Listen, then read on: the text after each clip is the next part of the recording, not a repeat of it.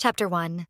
The arrival rain hammered the cobblestone streets of Ashbourne as the midnight train screeched into the station. Few people disembarked at that hour, but one man did. A tall figure in a dark overcoat, carrying nothing but a worn leather briefcase.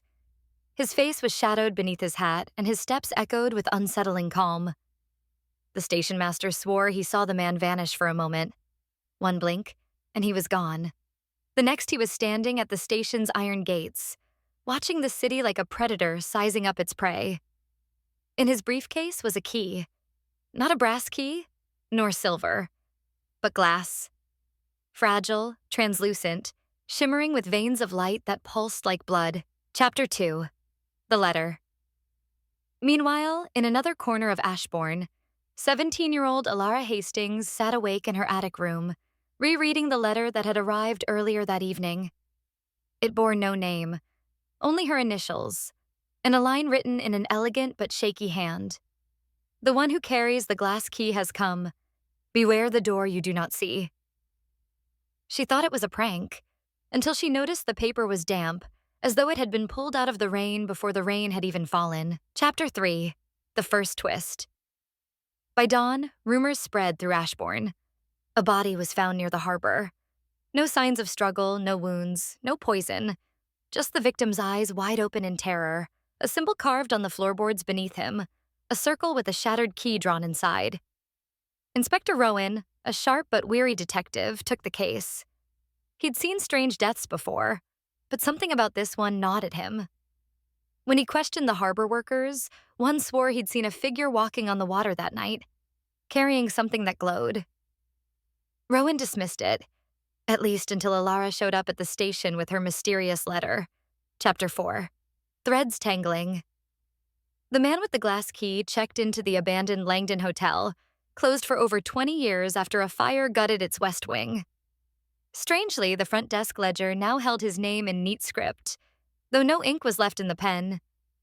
Inside, he unlocked a door that should not exist, between rooms 212 and 213, and stepped into a corridor that stretched far longer than the building itself. Each door lining it pulsed with faint light. Behind each one, something shifted. He whispered, "Soon, the doors will open themselves." Chapter 5. The Second Twist.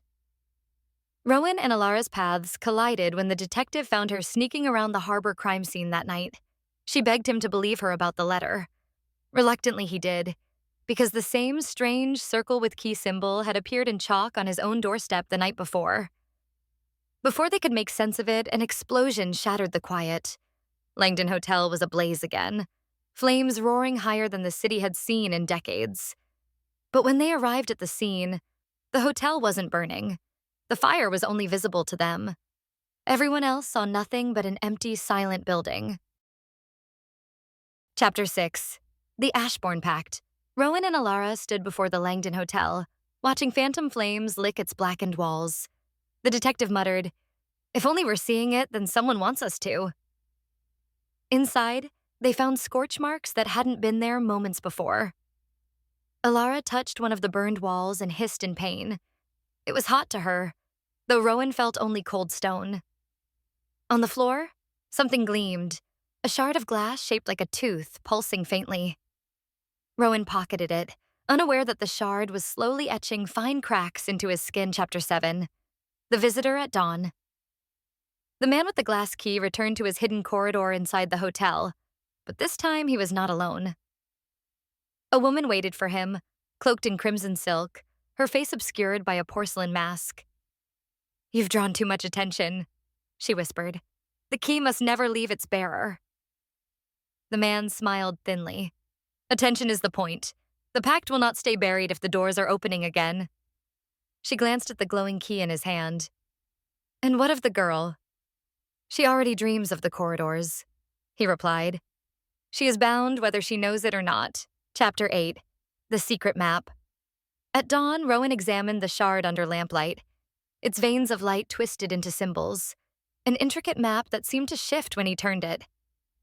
Alara recognized one symbol instantly, the same circle with broken key drawn at the harbor murder. The shard showed 12 marked sites across Ashbourne. The harbor was one. the Langdon Hotel another. Alara's attic window faced the third. Chapter 9. The Family Secret. That evening, Rowan visited Alara's home to see the marked location. Her grandmother, a sharp-eyed old woman who rarely left her chair, stopped him cold. "You shouldn't be here, Inspector. Some doors aren't meant for opening." Rowan frowned. "You know about the symbols?" The grandmother's wrinkled hands trembled. "I helped carve them. 50 years ago when we bound the corridors shut. Your father was one of us." Rowan froze.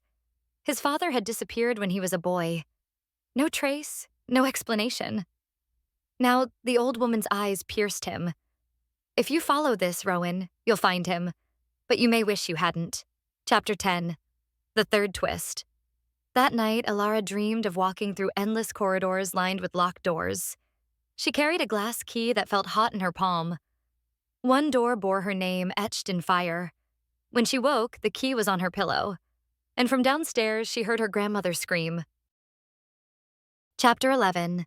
The empty chair. Alara bolted down the stairs, heart hammering.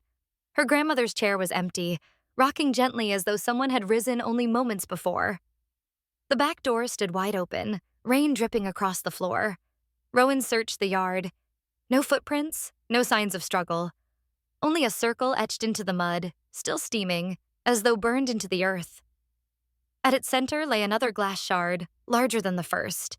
Alara clutched it with shaking hands. This one didn't map the city. Instead, it showed faces. Dozens of them, shifting like reflections on water. Her grandmother's was among them. Chapter 12. The Letter That Shouldn't Exist. The next morning, Rowan received a sealed envelope at his desk in the precinct. No courier, no postage, just his name, written in his father's handwriting. Inside was a single page. "You were never meant to see the corridors, but if you've already found them, follow the girl. She is the key, not the glass one. Do not trust the man who carries it. He is not what he seems. Meet me where the city forgets itself." Rowan flipped the page. The back bore a map. It pointed to a section of Ashbourne that no longer appeared on modern records. The Drowned Quarter, a neighborhood that had sunk into the river 50 years ago. Chapter 13. The Crimson Woman, meanwhile, in the shifting corridor of the Langdon Hotel, the masked woman in crimson silk unlocked a door Rowan and Alara had not yet seen. Beyond it stretched a chamber filled with shelves of glass jars. Inside each jar swirled fragments of light, memories, stolen and bottled. She paused before one labeled Hastings, Alara. The liquid inside shimmered with an image of a little girl running through the hotel's charred halls long before the fire ever happened. "Soon she will remember," the woman whispered. "And when she does, the pact will break." Chapter 14. The Drowned Quarter. Rowan and Alara took a boat across the swollen river to where the old Drowned Quarter should have been. What remained were jagged rooftops and leaning chimneys, half submerged in black water. Mist coiled above the ruins like restless spirits. As they drifted deeper, Alara froze. One of the rooftops bore the same broken key symbol, but glowing, pulsing faintly beneath the water's surface. Rowan reached for it. The moment his hand brushed the glow, the water drained away in an instant, leaving them standing in a dry street of the long-lost neighborhood. Every house stood intact. Smoke rose from chimneys, candles burned in windows, but not a soul walked the streets. Chapter 15. The Fourth Twist. A figure emerged from the mist ahead. Rowan nearly dropped the lantern. It was his father, older, gaunt, but alive. "Son," he rasped, voice breaking. "You shouldn't have come. None of this is what you think." Alara stepped forward, trembling. "Then tell us what it is." Rowan's father looked at her, not with kindness, not with recognition, but with dread. "You," he whispered, "are the door they were trying to lock." Chapter 16. The Father's Warning. Rowan's father refused to step closer. Every time the corridors open, the world frays. You think the man with the key is your enemy, but he's only the gatekeeper. The real danger is what waits behind the doors. Before Rowan could question him, a deep creaking rolled through the drowned streets, as though the entire neighborhood were shifting. Shutters slammed open. Doors rattled. One house burst into flame, though no heat touched them. Rowan's father backed away. They found me. I can't stay. His form flickered like smoke. With a final pained look at Rowan, he vanished, leaving only a scrap of paper floating where he had stood. Alara picked it up. It bore a symbol neither had seen before. A glass crown, cracked down the middle, chapter 17. The Boy in the Attic. When they returned to Alara's house, her attic room had been ransacked. Books shredded, floorboards torn up, and sitting calmly on her bed was a boy no older than 10, pale as chalk, wearing clothes decades out of fashion. He looked up with a smile. You shouldn't carry the shards. They cut more than skin. Rowan reached for his pistol, but the boy only tilted his head. Guns don't work on echoes. He plucked one of Alara's books off the floor and opened it. Every page had transformed into the same phrase, scrawled again and again. The door remembers you. Before either of them could move, the boy stepped backward, straight through the wall, and vanished. Chapter 18. The Second Body. News spread the next morning. Another body had been found, this time in the city library.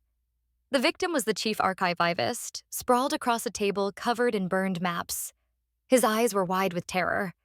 But Rowan noticed something the others didn't. Pinned beneath the body was a library card with Alara's name on it, issued 2 years before she was born. Chapter 19. The Mask Cracks. In the Langdon Hotel's endless corridor, the crimson silk woman lifted her porcelain mask. Beneath it was not a face, but a void filled with stars, shifting and alive. The man with the glass key watched her silently. You're unraveling, he said flatly. She smiled without lips. We all are. That's the point. Then she revealed something wrapped in cloth. A second glass key, darker, pulsing with shadows instead of light. The girl isn't the only door, she said. She's simply the one they've kept open. The other waits, chained. Chapter 20. The Shard's Betrayal. That night, Rowan woke in his apartment with a sharp pain in his chest. He tore off his shirt and froze. Thin cracks like spiderwebs were spreading across his skin, glowing faintly. The shard he had pocketed at the Langdon Hotel was now fused into his chest, pulsing with each heartbeat. When he tried to pry it free, his vision warped. For a split second, he wasn't in his apartment anymore. He was standing in the endless corridor, doors rattling around him. And behind one door, he heard his father's voice screaming his name. Chapter 21. The Flooded Clock Tower. Alara and Rowan followed the shard's map to another marked site, the old Ashbourne Clock Tower. Once the pride of the city, it now stood abandoned, its gears rusted, its bell long silent. Inside, the floors were ankle-deep in water, yet the tower was bone dry on the outside. The clock hands ticked backwards, each chime echoing like a heartbeat. At the very top, they found a chair facing the broken window. In it sat a skeleton clutching a journal, its bones bound together by thin strands of glass. Rowan opened the journal. The first page chilled him. To whoever finds this, I was chosen to carry the glass key, but the key carried me instead. The last page bore Alara's name, written over and over until the ink cut through the paper. Chapter 22. The Third Key. In the corridor, the crimson woman placed the shadowy glass key against a door. Unlike the man's glowing key, this one hissed and smoked. The door opened not into another hallway, but into a room in Rowan's apartment. He was asleep in bed. She stepped halfway through, watching him with her void face. You've been marked longer than you know, she whispered. The pact lied to you all. Before she could cross fully, the man with the light key pulled her back. Not yet. If you open too early, you'll wake them. Her laughter echoed through the endless halls. And isn't that the point? Chapter 23. The Grandmother's Voice. Alara began hearing her grandmother's voice at night, though the woman had vanished days ago. Sometimes it came from mirrors, sometimes from cracks in the walls. This time, the voice emerged from the glass shard itself. Child, don't let them fool you. You are not the door. You are the lock. But locks break. Alara demanded to know where she was. The shard shimmered, and for a second, she saw her grandmother trapped in one of the corridor's jars, pounding the glass with desperate fists. Then the image was gone. Chapter 24. The Forgotten Train. Rowan received word of another disturbance. An abandoned subway line below the city had roared to life for the first time in decades. When he and Alara descended, they found a train waiting at the platform. No driver, no passengers. But every window reflected not their faces, but their younger selves, each holding a glass key. Against his better judgment, Rowan boarded. The doors slammed shut. The train lurched forward, yet instead of tunnels, it raced through landscapes that shouldn't exist. Burning seas, cities floating upside down, forests of glass. And at the very end of the carriage sat the pale boy from Alara's attic. "Welcome back," he said. Chapter 25. The fifth twist. Rowan sat across from the boy, demanding answers. The boy just smiled. "You keep asking what the keys unlock, but have you asked what they lock away?" Alara stepped closer. "Then tell us." The boy leaned forward, whispering, "They don't open doors, they open people. And once opened, you can't be closed again." The lights of the train flickered, and when they steadied, Rowan and Alara were gone. Only their reflections remained, staring from the windows of the empty train,